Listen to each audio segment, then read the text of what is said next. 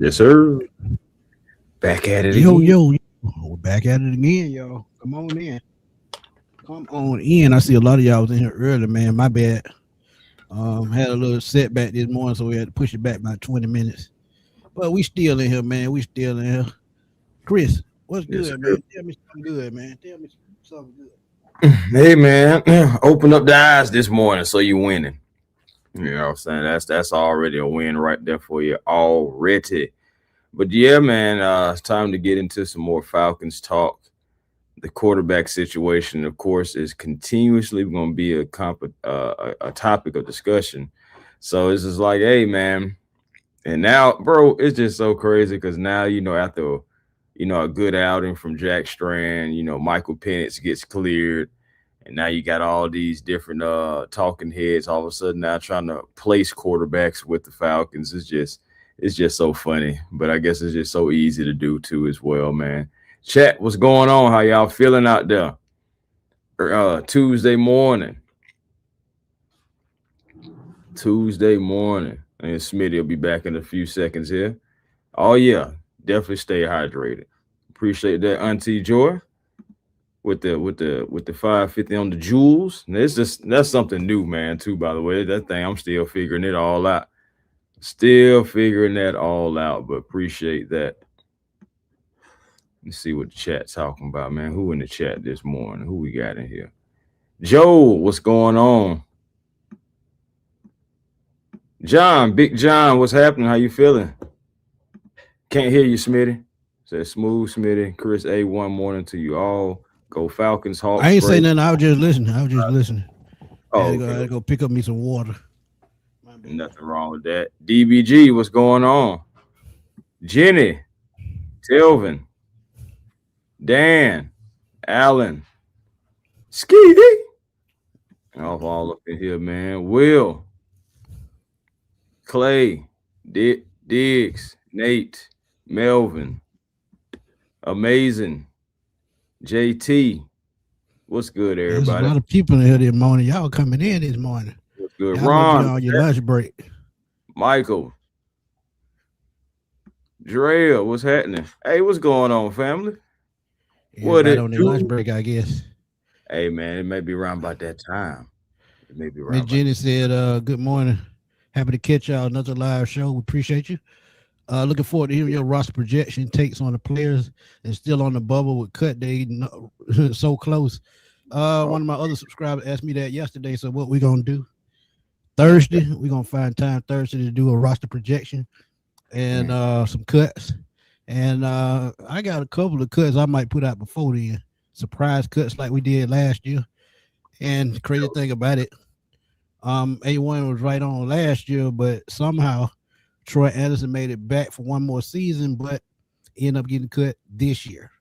So it was just a little delay. Yeah, a little foretold. So I mean, hey, it happens. It happens. But like he said, man, good morning. Good morning. Hope everybody doing all right. Auntie Joy in the building, man. Hope she doing all right. I know she working this morning. So she got to be on. She probably on the clock bullshit, but that's what she do. But all love. I think we play at 7:00 on Friday. Yeah, 7 on Friday. Yeah. Yes, Let's sir. Get It GA. What's good, my guy? Man, y'all please go check out Let's Get It GA on YouTube, man. Another Falcon content creator, That's man. He doing his thing. That's not Let's Get It. Atlanta GA faithful. See, it's morning. I'm still waking up, man. I'm still waking up. He ain't had his chicken. Still waking up. Y'all. He ain't had his chicken. I mean, hey, I'm gonna have them soon. You already know it.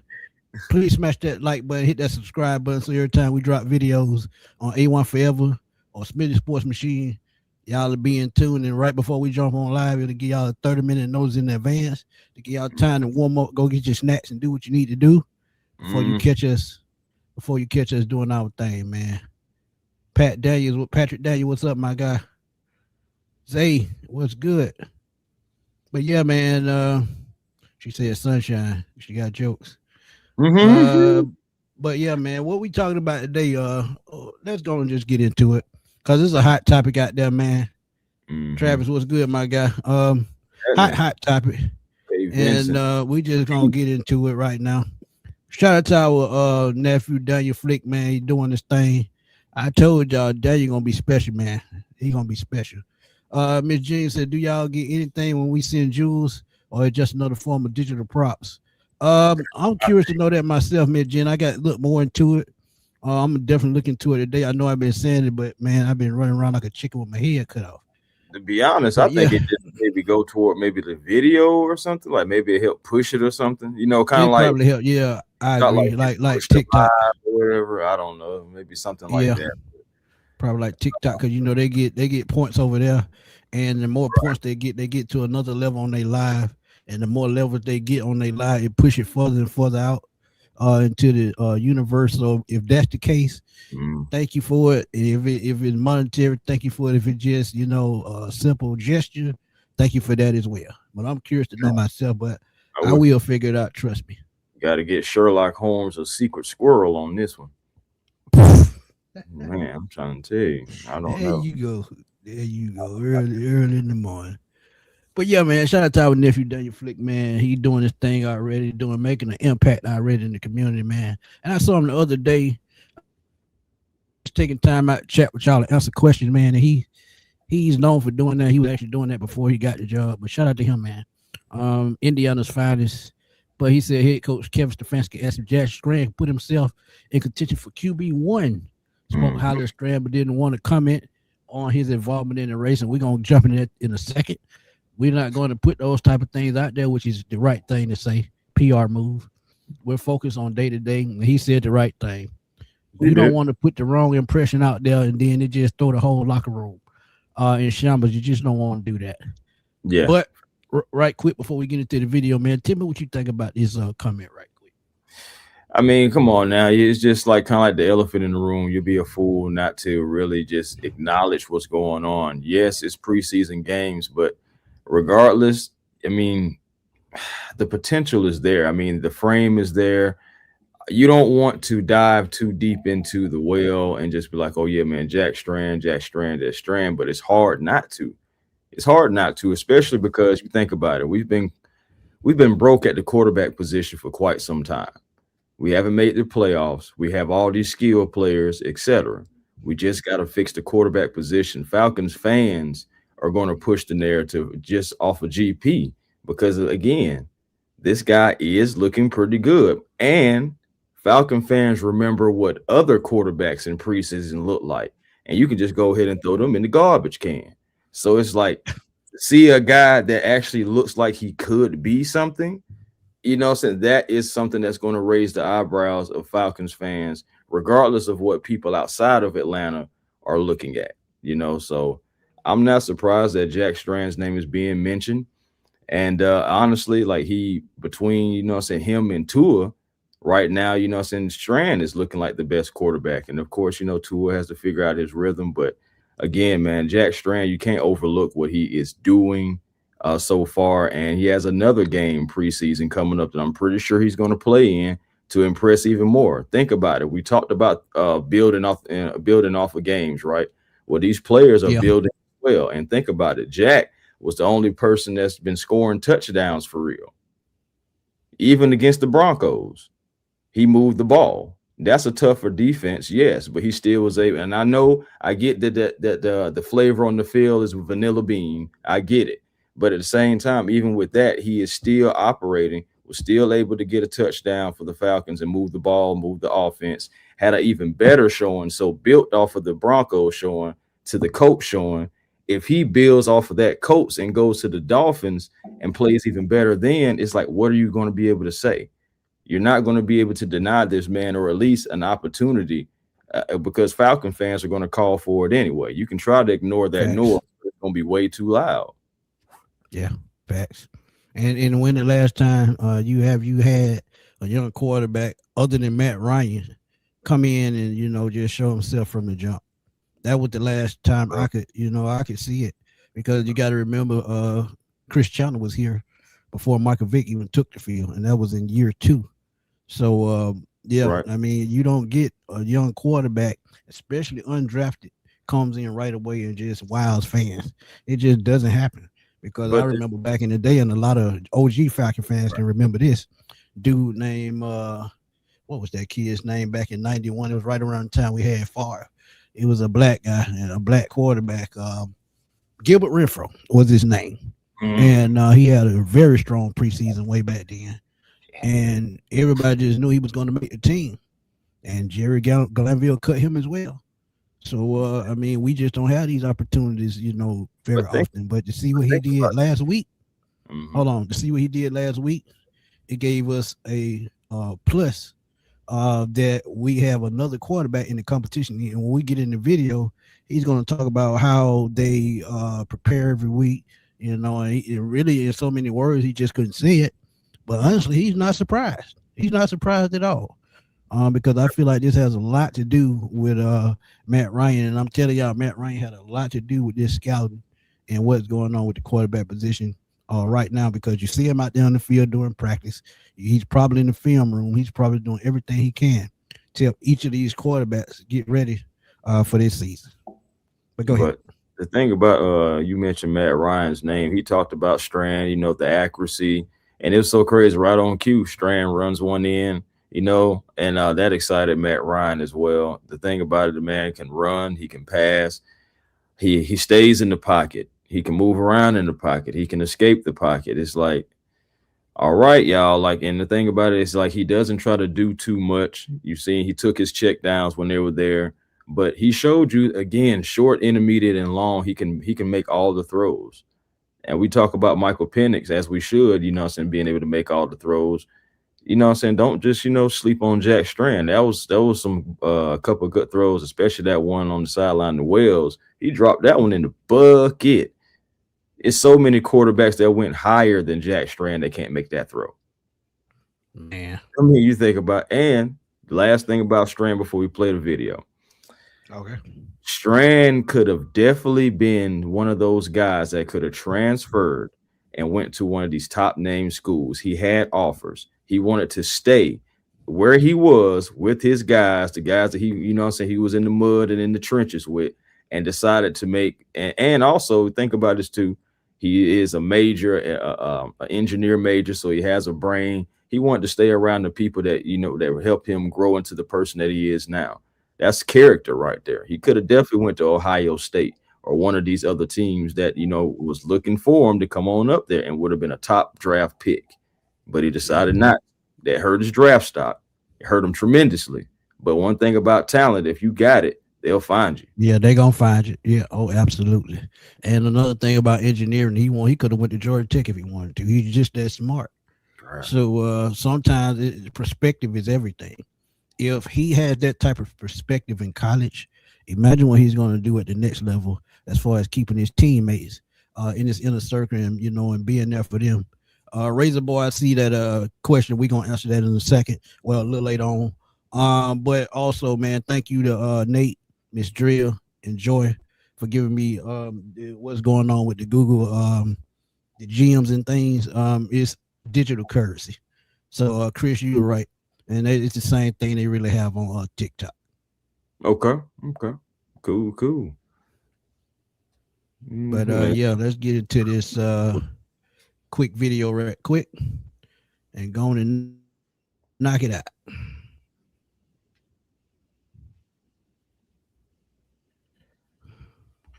Let me make sure I got it on the right one.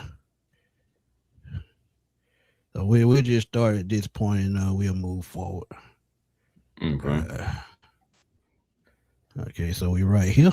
There it is. And blow this thing up and get it moving. Well, okay. We're trying.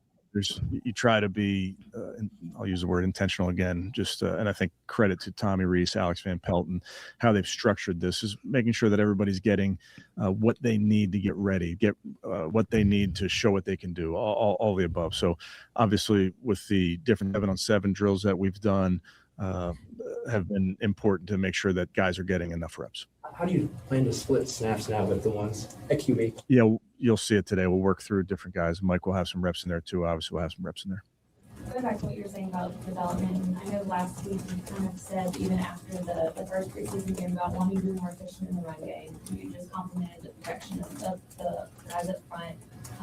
When you look at kind of the development within a week time frame from the offensive line, how do you feel like that adheres to what you're talking about with this development? Specifically the run game? Yeah, I thought, run game in the joint practices, in the games, it's no secret when any offense blocks the right guys, you give your runners a chance. I thought that we had the players did a nice job. The offensive line, the tight ends did a nice job in the game of getting it and having a guy for a guy. So, like, for instance, on TG's touchdown, you can't block everybody, so you're going to have to make a defensive back miss. In that case, he did. So the guys did a nice job understanding their roles. Now, you get in the games, the defenses that you see evolve and become more exotic, and you have to work even harder as an offense to make sure that you're getting the proper, blocking schemes, versus a given look. So those type of challenges will grow as you get into the regular season. Kendall Daniels seems. So there he talks about them and preparation, and that's what we need to see.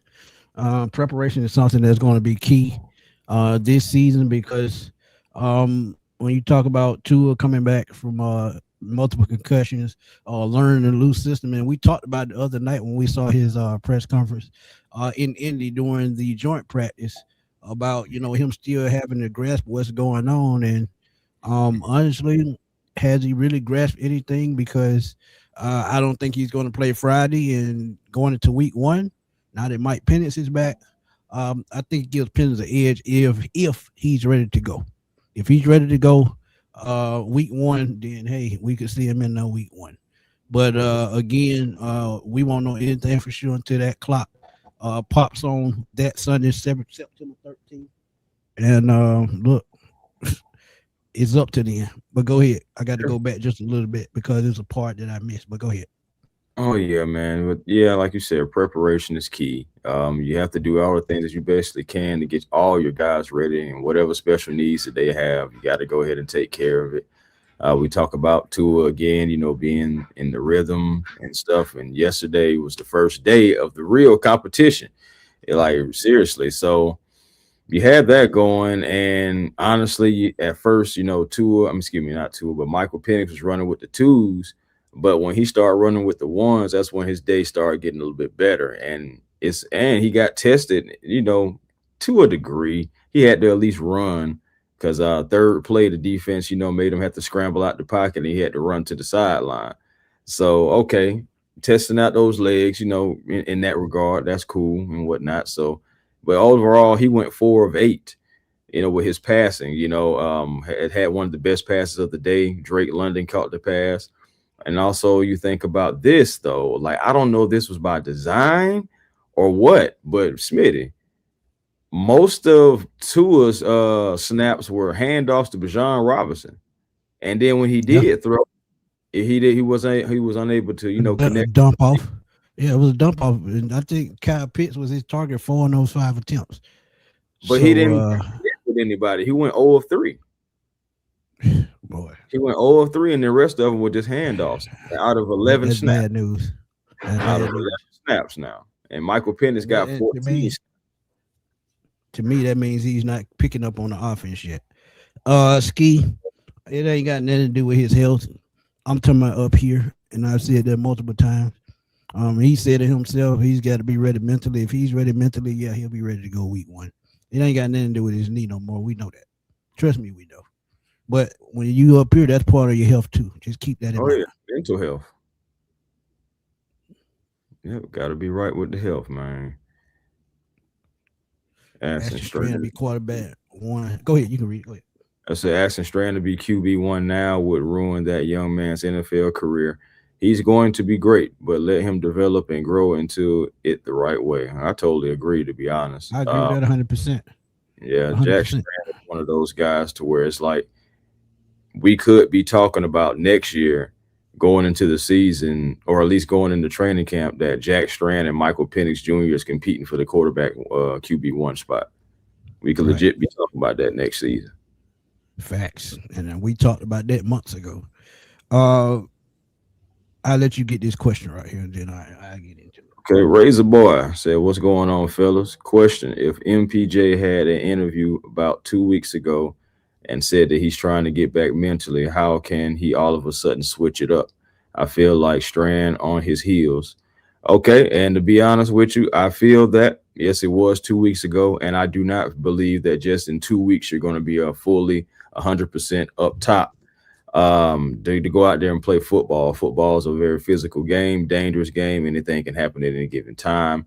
Michael Penix knows that 3 times over.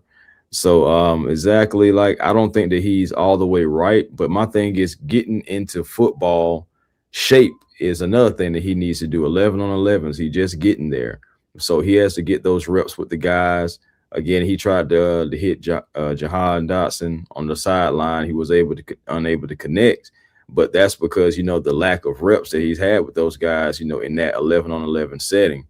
So now that you have him in that, I think you need to just go ahead. If he's feeling good, if he's not sore or having any fluid, any of that crazy mess going on, then, let him play the week out with the 11 on 11s, because Coach Ski already said that he feels like that's the best simulation to the games. Yeah, preseason, they keep score, but he feels the 11 on 11s is the best way to get the effectiveness.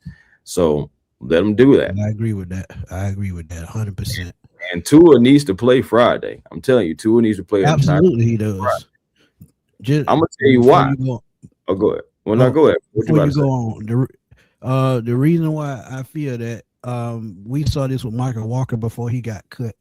He was on the team on the field in the fourth quarter with the third string practice squad players. Very next day he gets cut, and he's a former starter now. And again, Chris pointed this out.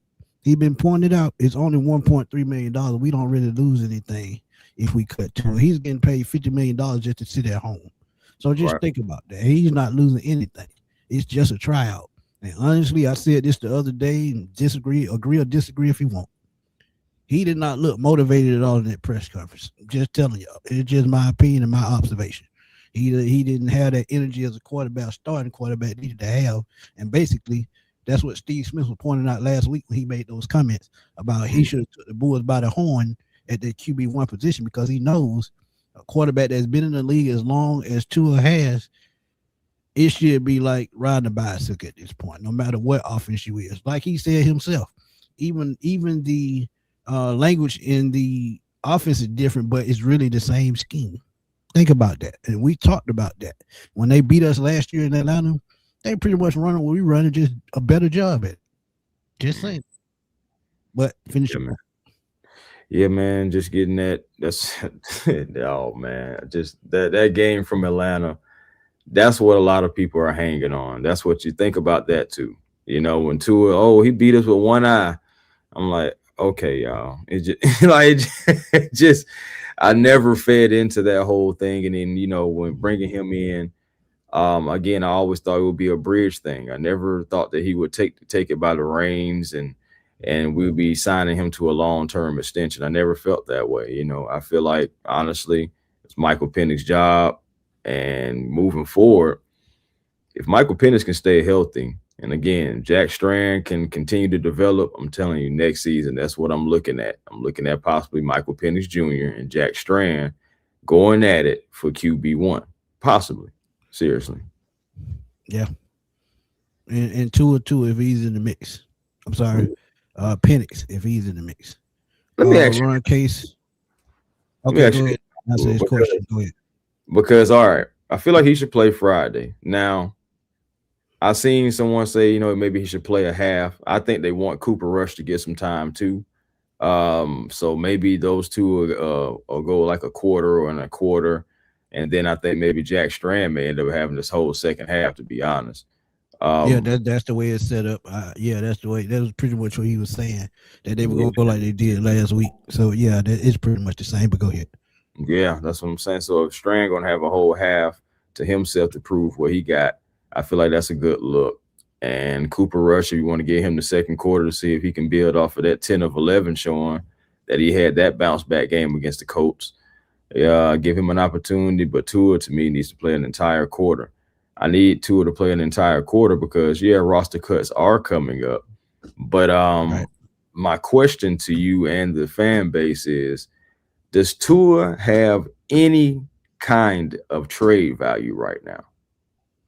Ooh, that's a good question. Shout out to Uncle Steve. He had this on his show yesterday, man. Y'all go check him out on Uncle Steve Lounge. He talked about Tua. Is he expendable? Yes, I feel like he is expendable. Any quarterback is at this point, unless you Patrick Mahomes or Lamar Jackson, you're making oobers of money that they can't afford to pay. Even look at Deshaun Watson in Cleveland. That's why he's starting. That contract, but everybody has trade value. Would it be worth it? Probably not. But at the same time, if you can get that same production out of Cooper Rush and you're paying him less than what you're paying Tua, and Jack Strand comes along and be the QB3, absolutely you can think about trading. If you get a 7th round pick, you win because you signed him for $1.3 million, absolutely nothing. So it's like a tryout with a draft pick attached to it. So absolutely, I think he has trade value. Every quarterback does. But the thing about it, if they bring him in, it's going to be the same thing. They're bringing him in to see can he last through a whole season, because I keep telling you, like I said about Troy, he got one foot on that field, the other in retirement, mainly because of the concussions. But at the same time, if he can't get back into rhythm, I can see him out of here. But 7th round pick is probably what they'll get for him, and that could be not next year, but the year after. Who knows? But it really depends on the team and their need for quarterback. And one team that I think would do it is probably the Arizona Cardinals, because Carson Beck is developing just like Strand. Jacoby Brissett is on the last year of his deal, and they're going to need another backup. So, Arizona would be my guess right off top. But yes, absolutely he has trade value. Yeah, I think he does as well. I'm thinking, maybe a 6th or 7th round. Yeah, and it's going to be one of these low-level teams that you're probably going to have to be trying to light the shot for. Anybody that has a quarterback, and most of those teams have backups that they're cool with too. So it's like, where are you going to be able to go? At first, I was thinking about maybe New York. I was thinking maybe them, but I know that they got Jackson Dart, true, and I think they got Jameis backing up too. So it's right. But I mean, hey, Tua could be another option for them. I mean, you got the Cleveland Browns. Yeah, Deshaun is up there, Shedeur is up there, Gabriel's up there, but that ain't never stopped the Browns before. So it's just, it's not a lot of teams though. So it's like you would call a lot of these teams, they say no, and if you have no team left, then you may have to either ride with them or just cut them. And I see people saying he don't have a trade value. Every player has trade value if it's a team need. If a team needs a quarterback, an emergency quarterback, say like if anybody that's outside of Miami because he's getting paid from there. Let's just say I'll say Houston Texans. Young CJ Stroud on the last year his deal because they didn't pick up his 5th option. Let's say like they're in need of a quarterback in week 3 or week 4, and they say, hey, we'll give you a 6th round pick for Tua because we need to fill this position. We talk about it all the time in basketball. If they know you have a need, they're going to charge you more just because they know it's a need. So if there's a need for a quarterback, he's going to always have a job. It's just that can he keep sustaining mentally and physically past what he's went through the first 6 years, 7 years of his career. So that's the main question.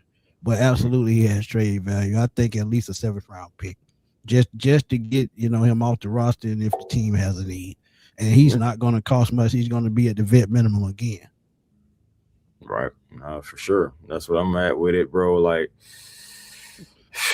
bro, it's just not looking good. Again, and I say that all the time, 1.3, bro. 1.3, that's not a lot of money for me to be worried about.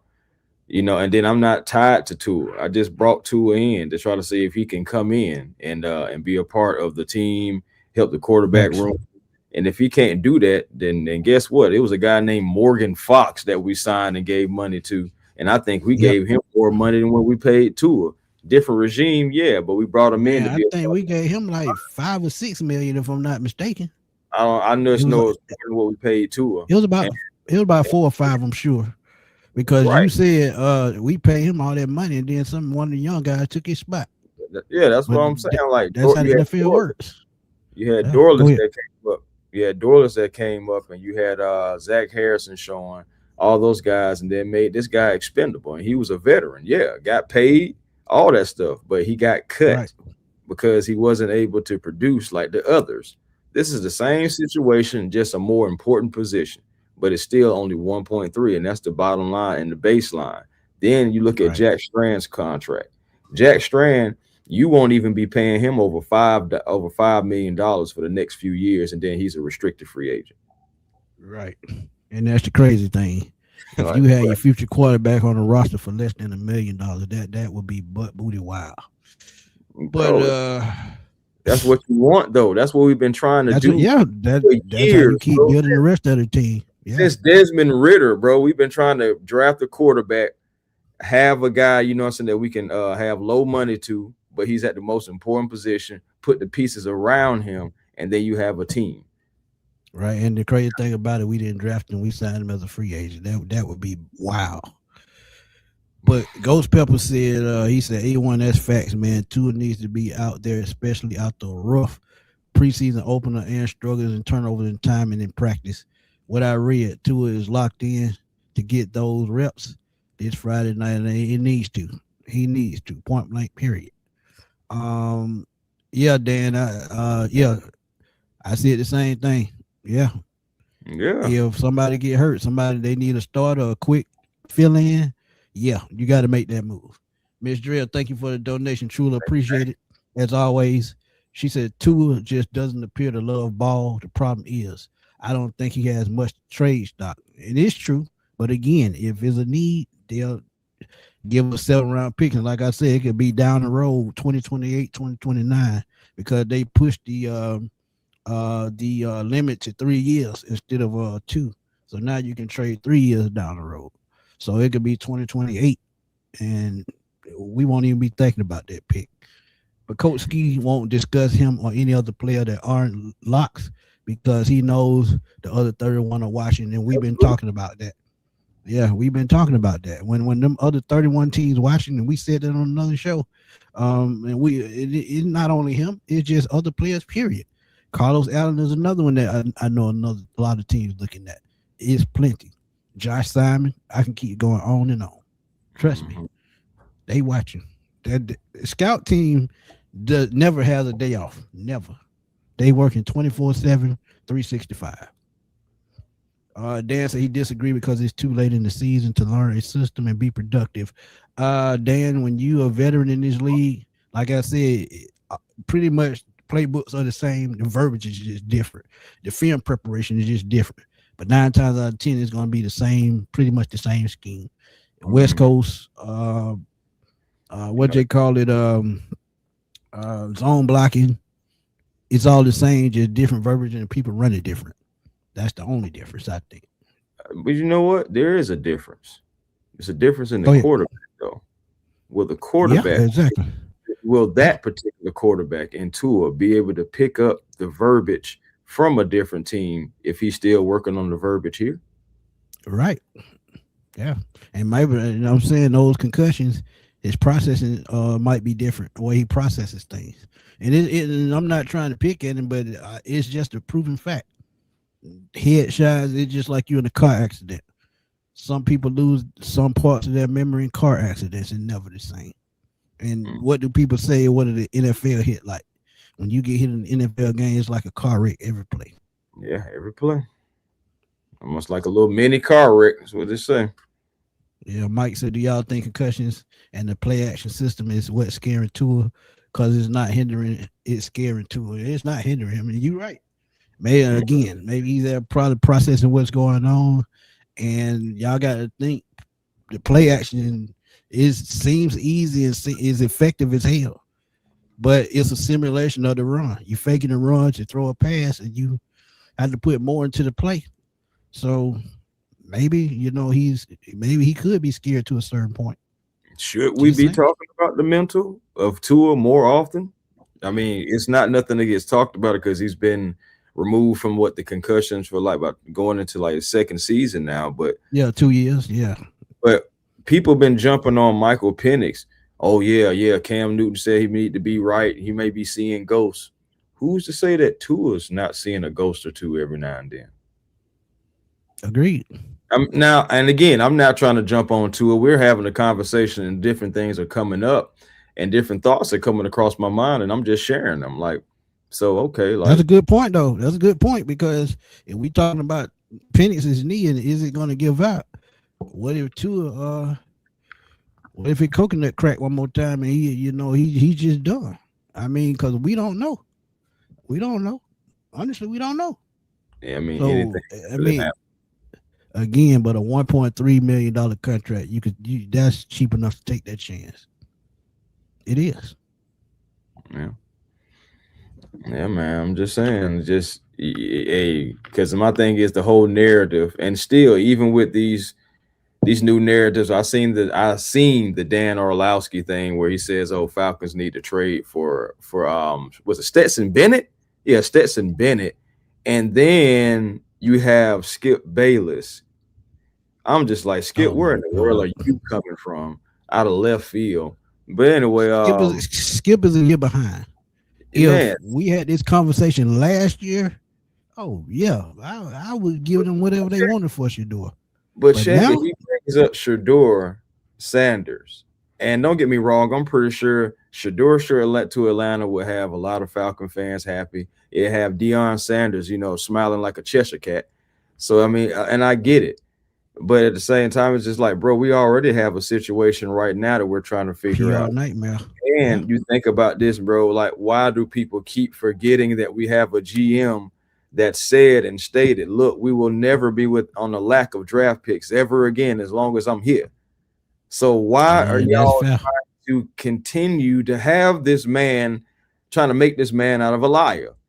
I'm just saying, because you trade for Shedeur, that's draft capital going out the door. Same thing for Stetson Bennett if you trade for the Rams and all that stuff like that. Regardless, even if it's a 7th rounder, it's still draft capital going out the door.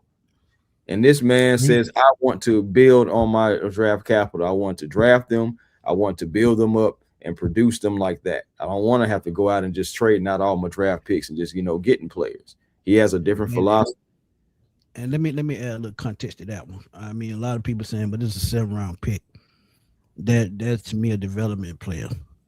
Think about what the Falcons got into their 7th-round pick this year. Ethan Owa, he is a 7th-round pick, but he's a former 4-year starter at Rice. Didn't play at Ohio State because he was behind some of the best in the nation. But what we've been seeing in training camp and OTAs and things like that, he's gradually growing, and we could see him as a starter somewhere down the road.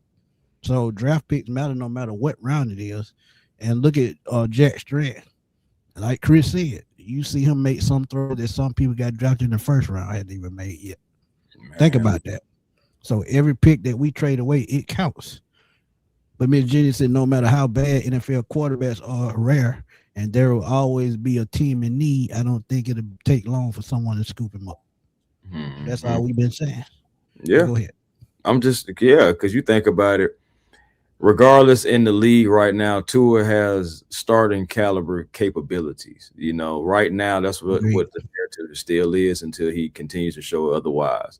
But there are plenty of guys that are 2nd string, 3rd string right now that Tua probably can take their job and still be a backup. Again, like I said, if the Giants, things ain't working with Jackson Dart and you have Jameis Winston up there, you can possibly have Tua right up there with him.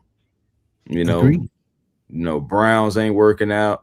If something goes awry with Kirk Cousins out there with the Raiders and Mendoza's not ready, it's just all these different teams, regardless, quarterback is always going to be a hot commodity.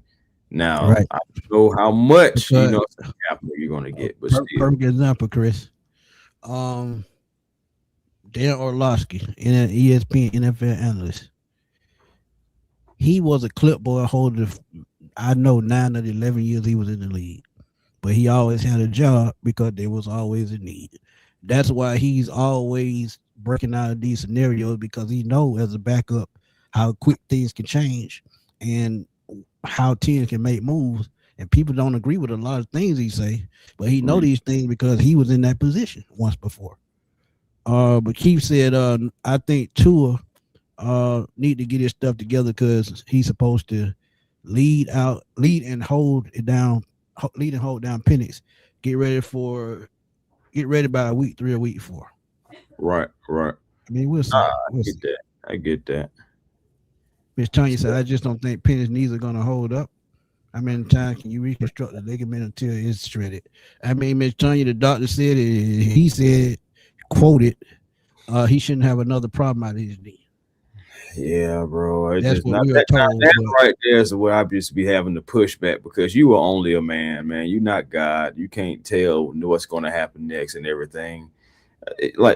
That's just a very bold statement. I'm not saying the doc is going to be wrong. I'm hoping that the doc be right, because I don't want Michael Penix to have another injury. Period. I don't care if it's a pinky. I don't care if it's a pinky. I don't want him to have an injury at all. So but that is just a bold statement, because doctors be wrong all the time. That's why they call it a practice. They have a practitioner. You know what I'm saying? Because they out there practicing on us all. So I'm like, we're gonna see, man. We're gonna see. And sometimes you got to take those chances. Let's get it. What's up, my guy? Y'all go check out Let's Get It J. I talked about him a little bit earlier in the show. This is what I was talking about. Like I said, I'm just waking up and I'm still half asleep right now. I was a little bit under the weather yesterday, but I'm feeling much better today. I see another comment I want to use.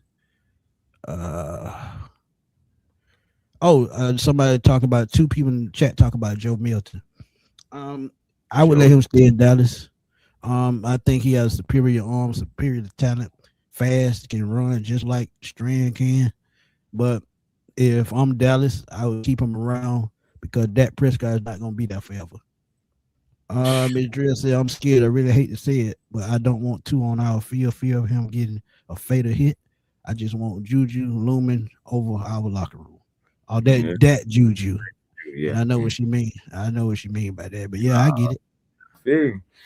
Man, I ain't gonna lie to you. Every time Tua had a concussion, it was scary. I'm not gonna lie to you. That was just crazy. Thank you, Dan. It's just, I'm just being honest though, man, out there, just with the whole situation. Then you have Strand. Strand can be a situation again, going back to him. It's hard not to talk about him. He can just be a situation where really you can develop this guy, man. You can really have him sit back and develop.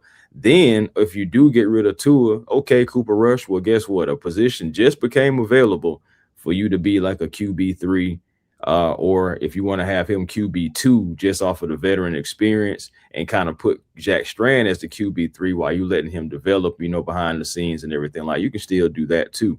Regardless, you got to keep him on the roster, because he's already shown that he has capabilities. I get it. The last guy that was an undrafted free agent that was able to pop was Tony Romo. Now, yeah, that was a long time ago, but at the same time, things are possible to happen again. And would it be great for it to happen to the Falcons? Yes, but at the same time, we have to develop this guy, make sure that we can get the best out of him. Don't hinder him, because we've seen guys get hindered before with the toolage when it comes to the quarterback position, or the lack thereof, and they don't make it. So you have a good coaching staff. Remember, we should be excited, because you have Engstrom, you have Alex Van Pelt, AVP. So you have Tommy Reese, who's up there as well, Coach Stefanski, all these, offensive minds, and all these guys who works on the mechanics and all the little tinkers. These quarterbacks should be seeing the best out of these quarterbacks. Penix, Tua, Strand, but right now it seems like the only ones who are really benefiting the most that we are seeing results from is Strand first, Penix because he's just coming back to 11 on 11s, and Tua is bringing up the rear, actually behind Cooper Rush, if you ask me. So it's like, they're not going to keep 4 quarterbacks. But if they're smart, Jack Strand, keep him as the 3rd quarterback and put Cooper Rush on the practice squad. If somebody scoops him up, oh well, just deal with it. But that's something that you can you can afford to lose. A-Town said both Strand and Penix had completion rate of 63% in college, but completion wasn't at the same level. But think about this. Tua has one of the highest completion percentage as a quarterback in the NFL since he's been here at nearly 70%. So he's a rhythm quarterback. And what it seems like what's happening is he's just not in rhythm with this offense. Maybe it may take a while. And again, if that's the case, he definitely needs to play Friday. If he's going to be on this team past the week 3 preseason game, he needs to be on that Free Friday to see if he can shake whatever he has going, whatever mojo he's missing. He needs to be on the field to get that rhythm going. Because if he doesn't going into week 1 and they're even thinking about starting him, I'm kind of worried myself. Just being honest with y'all. I'm worried. Penix and Stefanski offense gives us the highest ceiling. I totally agree. That's why I want to see Michael Penix, so much. When we first brought in all these coaches, and I'm just sitting back and I was just thinking, I said, this could be the best chance that Michael Penix has to really show what he has, and whatever quarterbacks, we were going to have. I knew it wasn't going to be Kurt, but I'm just like, Michael Penix has the best opportunity right here. And now you have Jack Strand as well. The same can be said for him. Now, I know he played at Division II schools, but you just think about it. If he's like the best talent on the field, he can't go out there and play offense and defense. He can only play his position. And I know he had so many touchdowns, so many yards, all this stuff. A durable guy.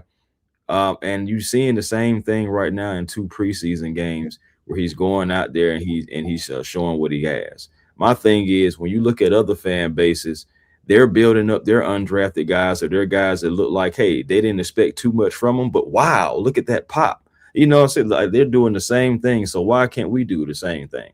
Why are people within our fan base that are out there kind of like discrediting what Jack Strand is doing when we have seen guys who have been in the league longer than Jack Strand, guys who were coming from different teams, being journeymen, doing jack nothing in the preseason in a Falcons uniform at the quarterback position. And the crazy thing, I'm glad you said that. Look at what Cooper Rush did that first game. He was pathetic. Bro, I didn't even think he had it in him to do what he did last Saturday. The way that first preseason game, look, I thought he was going to get cut after the game. But they gave him another chance. They turned it around. And this shows you that this coaching staff, they know what they're doing, because he looked like a totally different quarterback last Saturday. Yeah, man. And just put things in perspective, man, because I remember Taylor Heineke going out there not looking good. I remember, I remember guys like that, I remember even older quarterbacks. We know what pull up with the stick did last year. We know what he did. Come on now. We seen what Cooper Rush did his first game. Now again, yes, the Colts game, he had a better game, but guess what? Jack Strand had an even better game. So it's like, okay. And Jack Strand again was the only quarterback that was able to do something against that Broncos defense, no matter what strings it was in, because all those guys are out there fighting. And if you're on that Broncos team, as much as I don't like Sean Payton, I give him his credit. He has his guys ready, no matter what string they are. Yeah. And that's a sign of a productive and a good coach. But Authentic said a question, and this is a good question. He said, why is Penix labeled injury prone when you have players like Joe Burrow who had 3 season-ending surgeries in 6 seasons?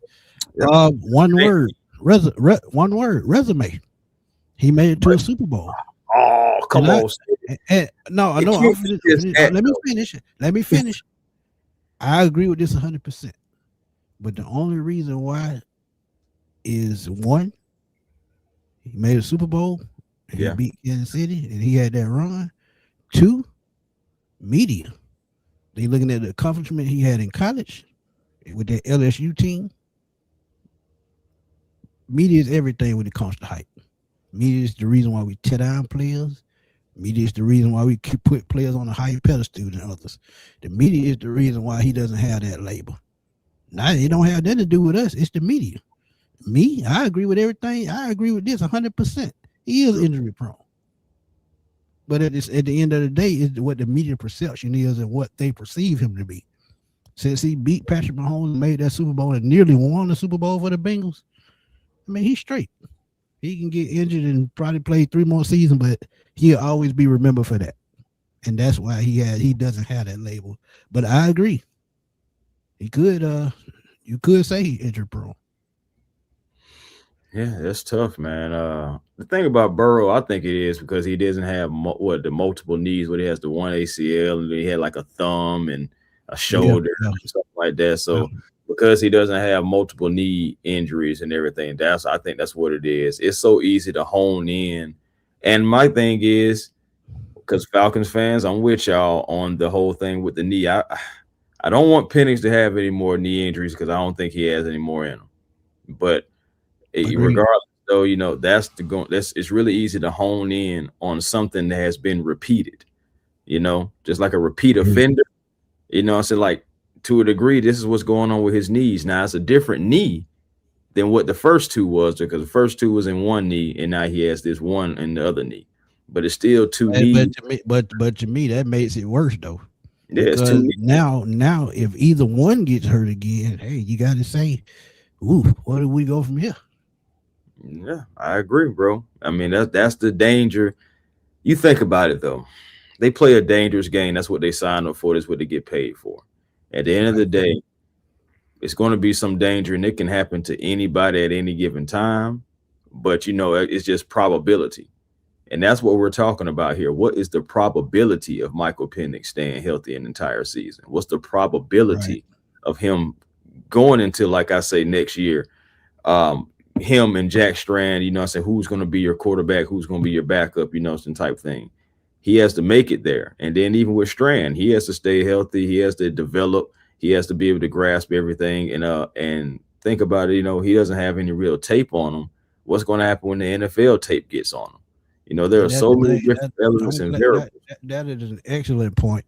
When NFL gets tape on you after about 5 to 6 games and they learn how to game plan for you, that's when your mental comes in. That's when your real talent comes in. Because see, a lot of people don't even think about this part of the game.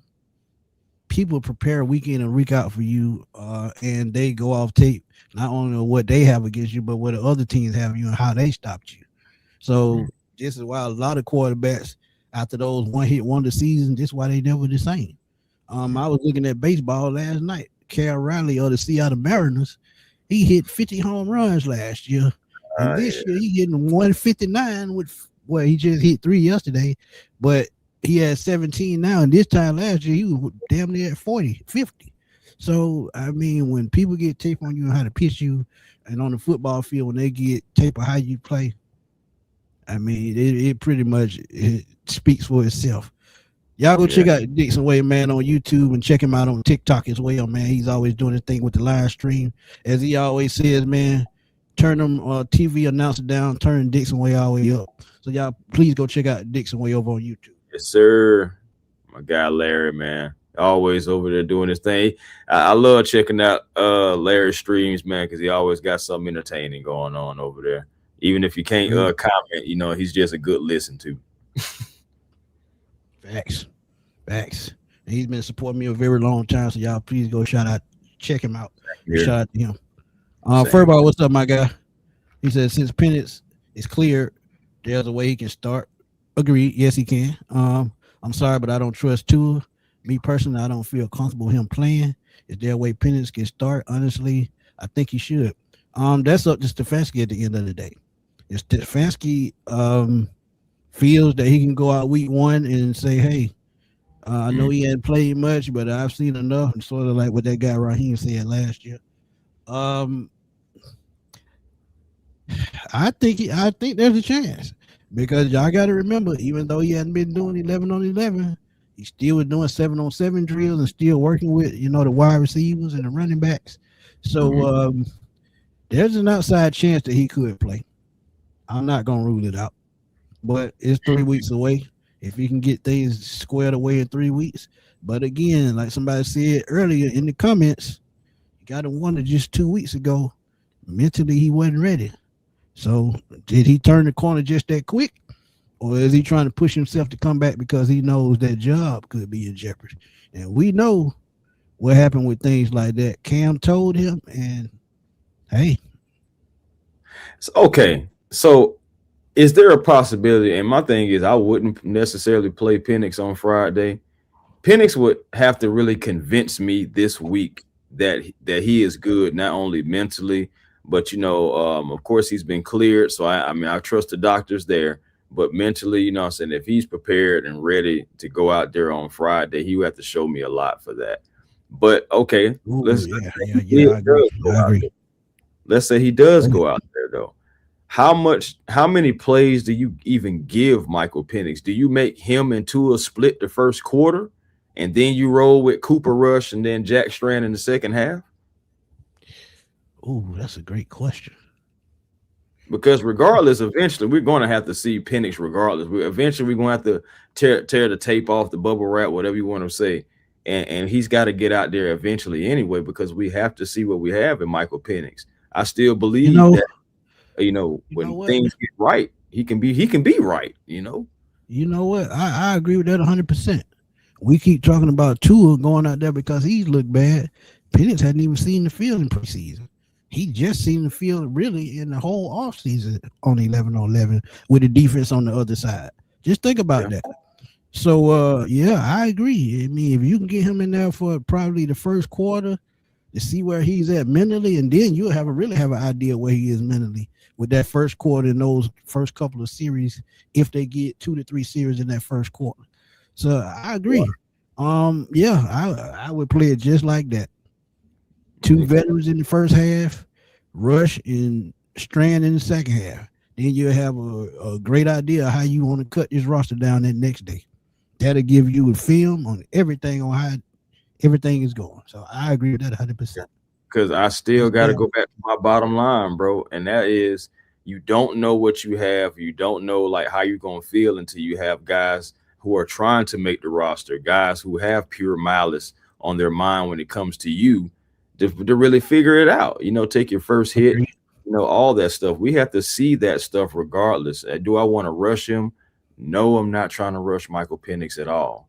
But at the same time, y'all, I need to know what we have, because 2027 is on the way, and so is 2028 and every year after that. And I want to know, will Michael Penix be running out there? Will that 9 be running out there on the field for all those years that I'm talking about, or do we have to pivot?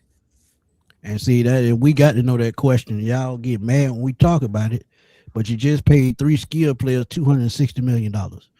And you pay them that player that kind of money, you got to use them to their fullest extent. You got to have them in the end zone. You got to be winning football games. This is why you pay players, to win football games.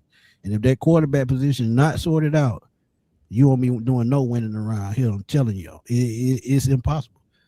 But Larry said this season should have been about evaluating MPJ. Tua is a non-factor for me, because if MPJ doesn't show up well or get hurt, then we'll be tanking for Ole Miss or Oregon quarterback. And he's talking about Dante Moore or Trinidad Shepherd. It's a good point too, man. So that's the same. It's so many different ways. It's so crazy. We don't even have like a regular fork in the road or anything. We got so many things attached to that fork. We got things going on this way, that way. It's so many different ways it can go. We're just hoping it goes, the right way. And I think at the end of the day, the right way is just the best quarterback for the Atlanta Falcons moving forward. We were so spoiled, regardless about what people have to say about Matt Ryan or whatever. We were so spoiled because Matt was durable. We knew who the quarterback was on Sunday, regardless of what the skilled players, the coach, whatever. We knew who the quarterback was. Now we're here. Okay, we're here. Yeah, Zach said, I would say it again, grab bulls by the horn. The difference is Joe Burrow didn't have the check engine light on prior to being drafted. And that's Can't true. argue with that. Can't argue with that. That's true. He didn't. Can't argue with that at all. Again, I am a Michael Penix supporter, but I mean that is facts, right? We all are. But at the same time, when you have question marks coming into the draft and you get drafted that high, guess what they're gonna focus on the most? Can you stay healthy? Indeed. Can you stay healthy? And again, your best ability is your availability. That's for everybody. No one is excluded from that rule. Q said y'all fan wishy-washy. Penix is my guard, and I'm sticking to it. He's the only one that plays with the dog, and I can't wait till he get back. I mean, can't none of us wait till he get back, but I'm not wishy-washy. I just keep it real.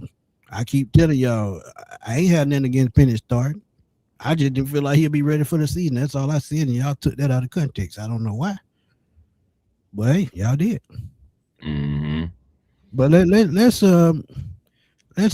finish this part, and I had to go back just a little bit so he can talk about the quarterback position. Well, I forgot about what to expect. See, you get sidetracked so easy, but let's feeling and then have a plan for tomorrow. After you looked at the tape, how did you think Jack played? This is Jack Strand, by the way. Yeah, I'd say very. I kind of put that quarterback position in one bucket. I thought both Coop and Jack did a nice job of taking what was there. I thought the ball went where the ball was supposed to go most of the time. Are there little things that we have to clean up with young players? Absolutely. Whether it's play calls or whatever. There's always little things with young players. So Jack has room to grow. But when the quarterback position is playing it on time and the ball's going where it's supposed to go, that's what it should look like. Also, you have to point out the protection was outstanding. And that's no small part Absolutely. to playing good quarterback play. Spent a lot of effort this offseason on the floor, the back end of your roster. Do you think that how well you looked against Indianapolis was an indication, or was sort of a testament to that, or maybe a validation that you feel like you did it? I think you have to be careful just with results, and certainly results in preseason games. Listen, we're out there, they're keeping score. We want to win. You make no mistake about that. But you also have to take everything into account in that regard. Has Strand done enough to earn, positional battles aside, maybe more reps at least with the ones or higher player situation got in practice? We'll continue to work different guys in there. At this point, Jack's going to work with the 2s and 3s, but very excited about his development. But it goes back to the earlier point of all of our young players, we have a plan to bring them along and develop them. And the player development is a huge part of what we do. Whether you're talking about the quarterback position, the linebacker position, nose tackle, I don't care. Player development is important to us, and being intentional about how we bring players along is important to us.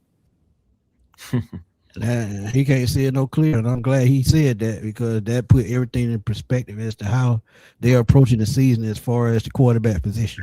Oh man, yeah, man. That point that you made, that's why it made perfect sense. You start the 2 veterans in the first half. In the second half, you start the other 2 quarterbacks just to see what everybody got in. Everybody has. Just that simple. Yeah, for sure. And I gotta pull it up. Good comment right here. Again, that's why I said I know the flavor on the field was vanilla bean, but even in that, we've seen that's why he said what he said. Who are veterans. We've seen guys who are veterans in that same vanilla throwing picks, going back the other way. Fumble, all that good stuff like that. But that is a good point. Yeah. Berto, what it do, man? Berto, what's up, my guy? He said, we really interested in seeing what Braden Trice has to offer. Is he worth keeping a guy like Carlos Allen off the roster? Shout out to Carlos Allen. Shout out to Carlos Allen Sr., man. Good friend of mine. Grew up with him in Bourne Homes. That's a great question, Berto. The way the pass rush should look right now, it's gonna be hard. But again, the way Carlos Allen has been playing, and Braden Trice hasn't seen the field in 2 seasons, you got to stick with the younger guy. You got to stick with what's hot right now. What you need, they do need interior defensive linemen.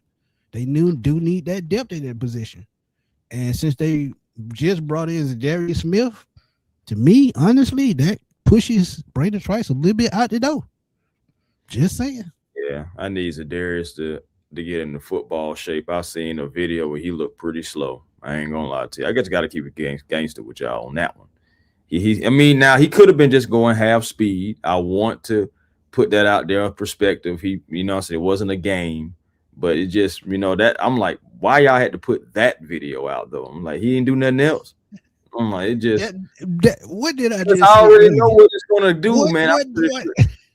I'm pretty sure it exploded. I'm pretty sure the video exploded. I'm pretty sure I'm not the only person that felt like it. I just looked at the video. I said, look kind of slow. And I just kept on scrolling, but I'm pretty sure it was plenty of comments and people that feel the same way. I'm like, why y'all had to put that video out? That's how the media keep their stories going. They do things like this just because. But before we keep going, man, shout out to Twitter, man. It's 353 people on my page right now on Twitter. Please come over to YouTube, comment. Please come over, subscribe, like videos, hype us up. Me and A1 forever. And we appreciate y'all, man, because we got like 560 people in here watching right now. So thank y'all. This is our biggest live so far in this off season. Thank y'all.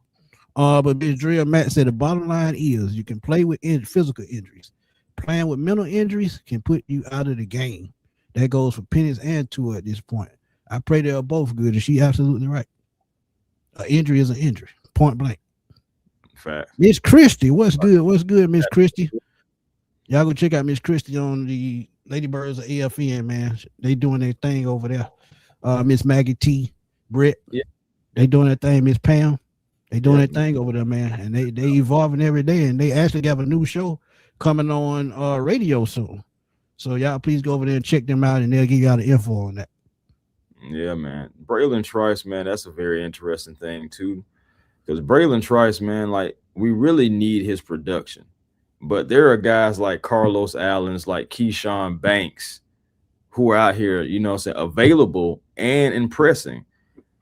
If I'm the coach, and I never will be, but if I'm the coach, I have to reward the guys who are available and reward the guys who are being productive.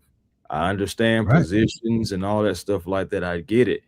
It's only so many guys you can keep at certain positions, but at the same time, I don't want to necessarily say waste a spot on a guy just because he plays a different position of need, but he ain't been there.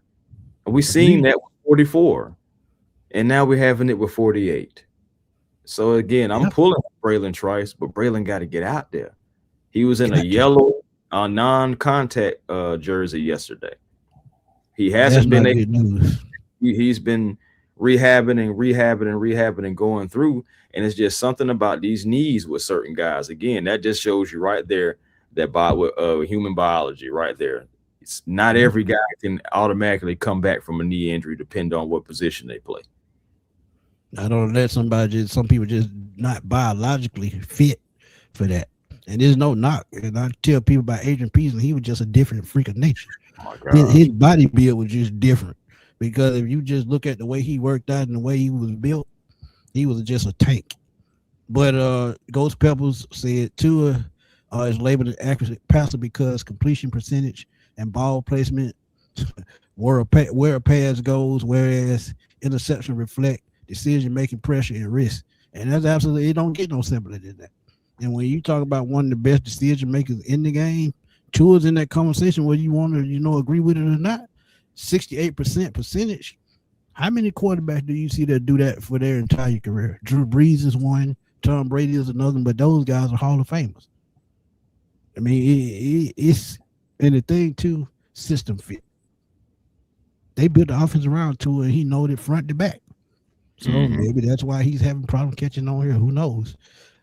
Keith, I've been saying this, people been getting mad, but if he's ready to go week 1, I would not be mad. But again, I said start the season on the PUP list. That was just my thoughts because I want him to be 100% when he came back.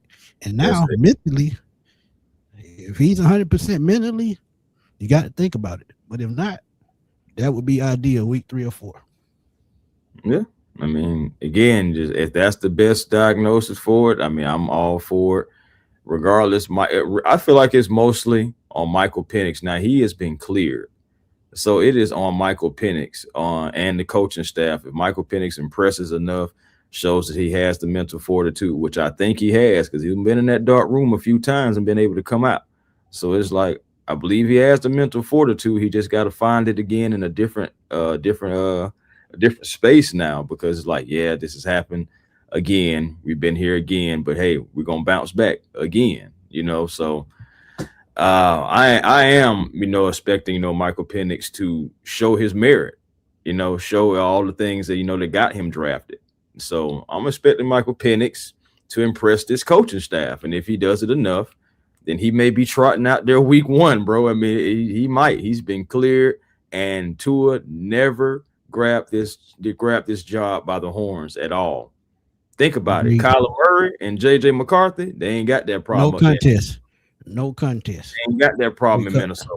But because Kyler Murray knew when he was going there, he was going to give his all right up front.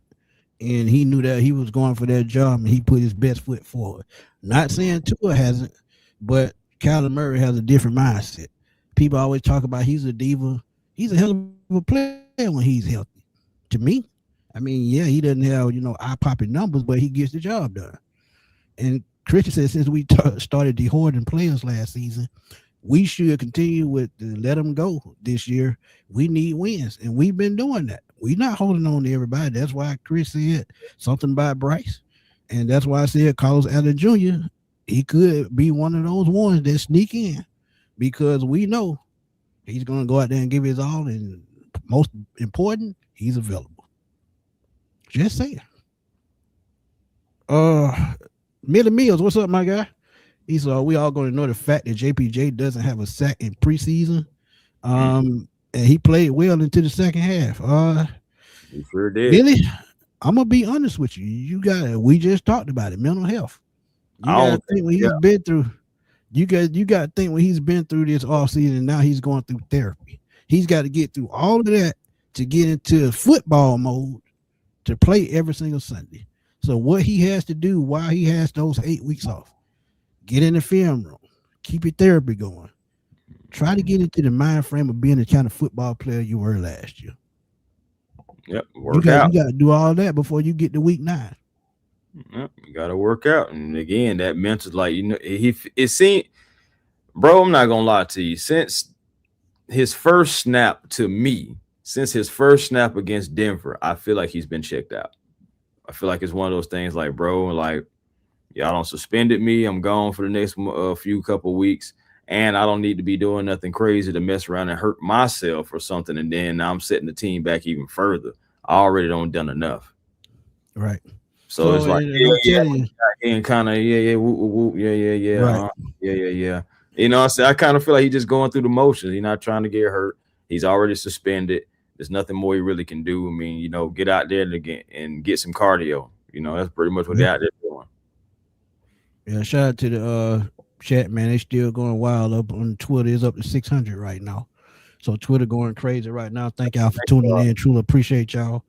But Miss Christie said, you saying that for preseason, Smitty, start the vets and then Strand. Yeah, I mean, it makes sense, but will they do it? I don't think so. That's what I was saying. I was like, hey, it's either going to be a world to where you have Penix and Tua, I believe, split in the first quarter. I think Cooper would be second quarter regardless, and I think Strand is going to get the third and fourth quarters. But I was just wondering if they wanted to start Penix, how many snaps do you give him, and do you split the first quarter between him and Tua?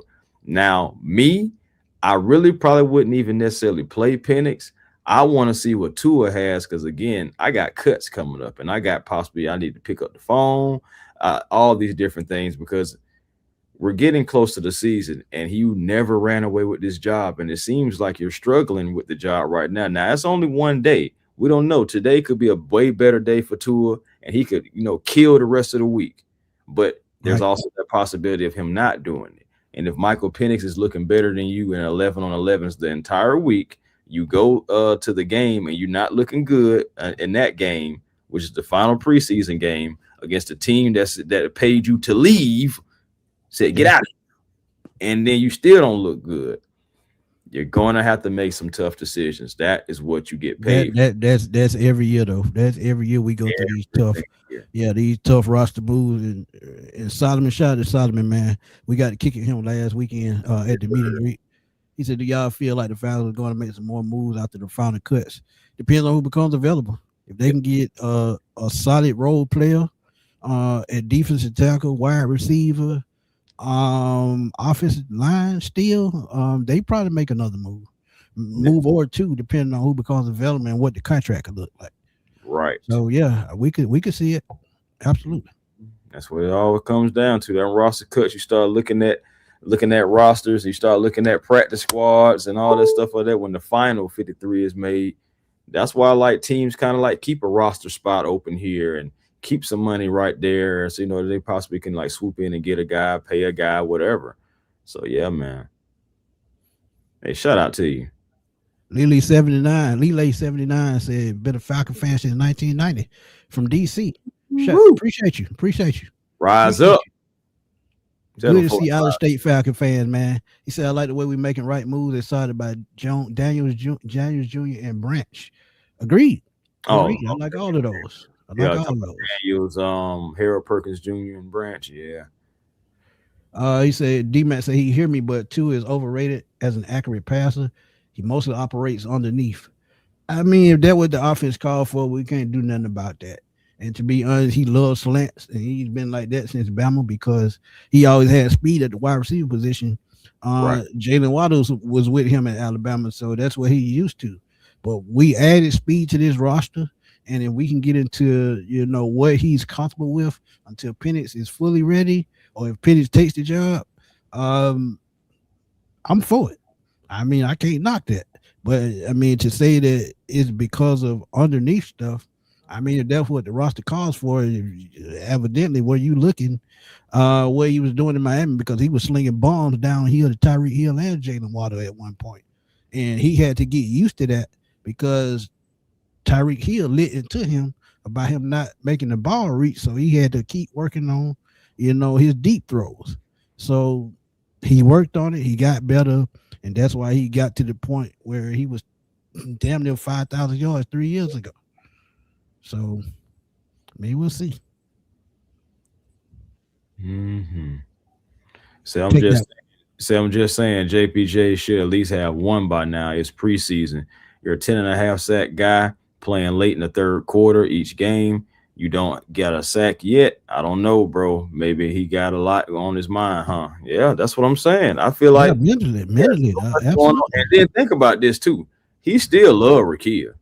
He still got mad love for. Yeah. That don't change overnight. Yeah, man. He still love that. He still love her. So you got to think about that. He dealing with that. He dealing with his football life. He dealing with his legal system. Finances too. Think about all the money he just lost. Yes, bro. All that money. His whole contract is voided by NFL law. Yep. So just think about that, bro. I don't lost a lot. Yeah, I'm just out here just to make sure I don't get hurt, just so I have an opportunity to maximize. Because guys who don't get hurt, guys who who stay healthy, they get the max amount of money. Because you can't say, "Oh, you was injured." No, I wasn't. Ain't nothing happened to me, Jack. I'm right as rain. So it's like, you know what I'm saying, bro? It's like nothing happened to me.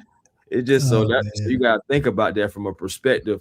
At the end of the day, this is all a business. He go out there and try to get all crazy in preseason and do something and mess up his business, which is JPJ, himself, the player. You can't do that.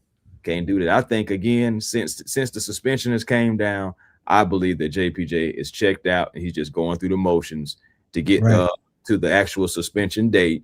And we'll probably see the real JPJ when he comes back, because then it's real football. Facts. I got another update, man. Shout out to y'all on Twitter, man. We almost up to 1,000 viewing the show right now. So shout out to y'all. Let's get that thing well over 1,000, man, and keep it going. Love it. Ghost Pepper said, I don't think Trice makes the 53. He missed a significant development time over the first 2 seasons. That's true. Due to unfortunate knee injuries, keeping him from logging a regular season snap. Can't argue with that. Can't argue with it. Very unfortunate situation. I hate it, because you think about the guy, and we officially just reached 1,000 guys. Thank you to everybody, man. Really appreciate that, seriously. But my thing is with Trice, bro, it's so freaking unfortunate seeing that the guy that he was, him and Dorless, they were supposed to be some of your booking guys. You bring in Walker, you bring in JPJ. You was kind of supposed to have this. I mean, of course, you still got Zach Harrison too. So like all those guys was kind of supposed to be like a core nucleus type thing. And Trice is unfortunate for him because he has that pass rush ability, that get off ability, but he just can't get off the bench, man, and get on the field. And I hate it. I really hate it. Hopefully it's still time, but but that hourglass, but that sand running out. Richie, I'm gonna keep my first thought. Even though we uncertain at the quarterback position, I'm still saying 10 games because we just have too much talent on this team. And if we just coach them the right way and they seem like they getting back to the way they need to be last week, yeah, they second and third string players. But as he said, you got to give a shout out to the offensive line. You got to. Because they, even though they were backups, they still played to the best of their ability to try to fight for a job. And if that can be our starters, yeah. And Bijan, the running back, yeah, you control the clock, we can win 10 games. Yeah. Yeah. We have so much talent, bro. We have so much talent around. If we can just get the quarterback to stay upright, that's going to be one thing because they have more options to get the ball downfield. Corners can't cover forever. You know what I'm saying? They can't cover forever. So it's like eventually somebody's going to get loose if the more time in the pocket a guy has, or if he just sees a lane, he can take it depending on who the quarterback is and the mobility. So it's like, bro, you have so many different options that can happen if we can have a competent quarterback to get the ball to Bijan, Drake, Kyle Pitts, you know what I'm saying? Let Jahan Dotson prove that he is worth something in the NFL. And also, you know, you have guys like, Cass Jones, Tyler Goodson. You know, you got to find ways to keep guys like that around because those guys are guys that can help move the chains. And depending on if the blocks are picked up, depending on if a guy misses, if a guy whiffs on a tackle, you can have some of these guys going to the house, and you've seen it. It's a lot of hungry guys out there. You got to reward them with roster spots if you have it, for real. Yeah. But Coach Peppers and Trace has continued to deal with minor setbacks during training camp, stalling the momentum he desperately needs, and basically that's all it could be. That's all it could be. Willie, what's up, my guy? It was a pleasure meeting you at the meet and greet, my guy. Yes, man. Shout out to Willie, man. He down to earth guy. And I went to Douglas High School. He went to Mays. He know about the rivalry, but we still had a decent conversation. Shout out to Willie, man. It's all love, man. It's all love out here, and rise up. Yeah, man. But I mean, look, man, another great show. You got anything else to add on, Chris? You can freely do that. I'm wondering, bro, because I know that we're gonna have more 11-on-11s, and depending on what's being said, and depending on reports that are coming out, bro, I'm kind of feeling old late night tippish. Feeling late night tippish. Hey, if you for it, hey, let's do it. Yeah, man, kind of running it back, man. I wish I had the song to just cue and just play right now. Doom, doom, doom, doom, doom. We might get copyrighted for that. Yeah. So that's why I'm glad I don't have it already ready. Because you know me, I've been on set. Knowing you, probably so. But Matty Go says she do is on the bench because the owner wants to get some money out of the exuberant contract he gave Watson. I mean that. Look. Yeah, I said that on the video I just did earlier. That's why I feel like the move was made. Yeah. If they cut him $120-some million in dead cap, they're not finna do that. They're not finna do that, bro. That's more money than what Miami just did with Tua. They had like 99 million. Browns like, listen, hold my beer. We finna cut the shine. Nah, they got to play the contract, bro. They got to play it. They got to play it. I hate it for Shador. They got to play it. I love that saying, man. What have you done for me lately? That's what the NFL is. What have you done for me lately? Unfortunately for Trice, it may be a little too late. Jew, what's up, my guy? Yeah. I mean, look, I'm telling you, it just like that, man. It's just like that. But that's for you, I'm sure. Oh, thank you. Appreciate that super sticker. That's super. Thank y'all for the super chats, man. Of course, on A1 Forever Sports, and of course also on Smitty Sports Machine. Of course, we come together all the time because we brothers, but we do have our individual channels. We appreciate the likes, and y'all make sure if y'all liking and commenting on Smitty Sports Machine, y'all come on over as well to the stream on A1 Forever Sports, and y'all do the same there, man. Helps us both get out there in the algorithm. Y'all know how treacherous these trenches can be in the YouTube space, so we really appreciate you. Facts. And shout out to y'all, man, for tuning in, man. We up to 1,200 followers and 1,200 eyes right now on the show at one time. For me, that's a personal record. Same here. Shout out to y'all, man. Personal record for me and 1:03 p.m. in the day, over 1,200 people watching right now. 1,023 on Twitter, 174 on my channel. Shout out to y'all, man. Shout out to y'all. Boy, y'all don't know how long I've been waiting to see that. A long time. So shout out to y'all, man. Keep running them numbers up. And if y'all watching right now, please go over to A1 Forever. Please like, subscribe, hype up his videos. Come over to Smitty Sports Machine, do the same. Like, subscribe, turn on the notifications so every time we go live, y'all will know it. But again, before we get out of here, Ms. Drell, thank you for the donation. Truly appreciate it. She says totally off topic. With Mr. Blank settling with Mr. Blake settling a piece of the team, how will it affect the front office decision making? Will it flow downhill? Ooh, that's a good question. Ooh, man. That's interesting. I don't think it's going to affect anything immediately because things are already in place. Mr. Blank still is majority owner, so even with these guys coming in, they may have like a little say so here and there. It just all depends on what's in the contract of like what's the verbiage in the contract, because all these things have contracts you sign, all that stuff. So I'm wondering what's in the contract as verbiage. Like, are you going to you have this percentage, but are you dealing with the football day to day? Are you included in any of that? Any say so? So that's what I'm wondering about. Right. But honestly, that's a good question. Mr. Blank probably has that separate away from everything, because you don't want folks, certain folks coming in, even though they're buying stuff, they dilly-dallying in different things, especially if they're not football people. So but to their defense, they do have stakes in other teams too. I think 3 other teams as well. Right. So now the Falcons will make 4. But I'm sure they had a conversation before they sold whatever stake they sold. I think it was 10%. And the crazy thing about that, it was 1.6 billion. That's triple damn near what he paid for the Falcons 25 years ago. Think about that. That's just how much times it changed as far as finance. But Arthur Blank bought the Atlanta Falcons on my birthday. That's another thing. That's crazy too. Crazy. Yeah, it was on your birthday. It was my brother's birthday as well. What was I about to say? About the decision making part. I don't think it'll affect anything.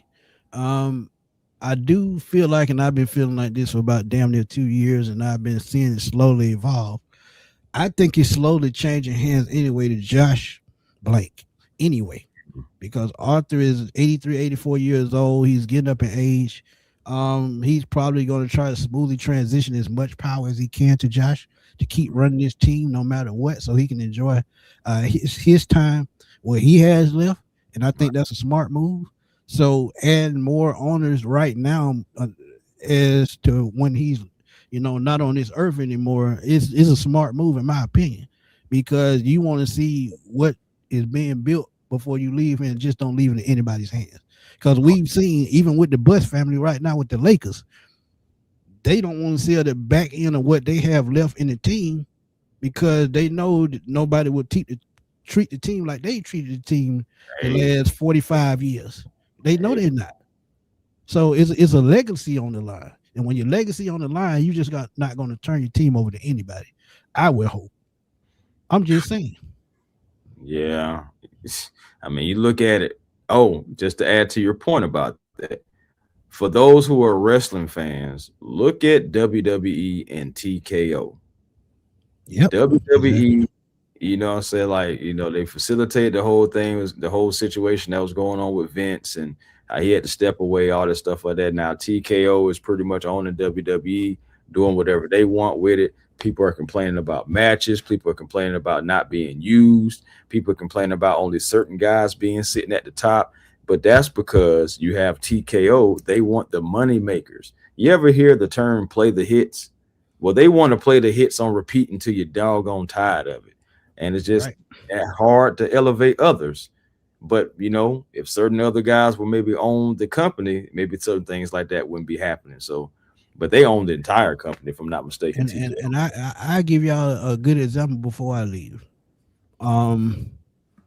Imagine imagine if the last Steinbrenner kid died and passed away, and they changed ownership and they ran their franchise into the ground. The New York Yankees have won 27 world championships. Imagine just turning that team over to anybody and it's not the same anymore and not a championship in sight. When you have something in motion and it's going in the right direction, leave it that way. That's true. And yeah, we haven't won, a championship yet, but at the same time, you just don't want to leave your team and your franchise in the hands of just money hungry people because it will run it into the ground. And I agree with what's happening. And I don't have a problem with it at all. But yeah, find me on Smitty Sports Machine right here on YouTube. And again, thank everybody coming over from Twitter. We at 1,349 right now, almost 1,200 on Twitter. Shout out to y'all. Appreciate y'all tuning in. And again, man, we'll be back soon for another live. Don't know when. Maybe tonight, maybe tomorrow. Who knows? But we'll definitely be back Thursday for the roster prediction going into the final preseason game. And look, appreciate the Jews. Appreciate it. But yeah, this got to be our season, man. This got to be a building block. But also catch me on Facebook at Antoine Smitty Smith. Also catch me on Instagram at AN2WON, and catch me on Smitty Sports Machine on TikTok. I'm rarely over there, but I still be tuned in to everybody, man. Ms. Drill, thank you for the donation. Thank you for tuning in. Thank everybody for tuning in. Dan, thank you. Thank you, Dan. Notification on Chris's channel. Also, thumbs up. Thanks for the reminder. That's what I'm saying, Dan. Thank you for always being supportive, my guy. We appreciate you. Kenneth, I appreciate you, my guy. Hawks, appreciate another 5 jewels. Appreciate it. But again, man, we got to roll on out of here because my boy got to get to work. And we'll see y'all soon because we know it's more news. And if I had the time today and some more news break, y'all know I got you. But don't forget to go check out Chris on Falcon Digest as well. That's another Falcon channel. So we're going to support all Falcons content creators as much as we can. But go check him out on Falcon Digest, Hawks Digest, and A1 Forever. But we're going to roll on out here, man, because y'all know what the time it is. Chicken wing time, and I'm out, man. Peace.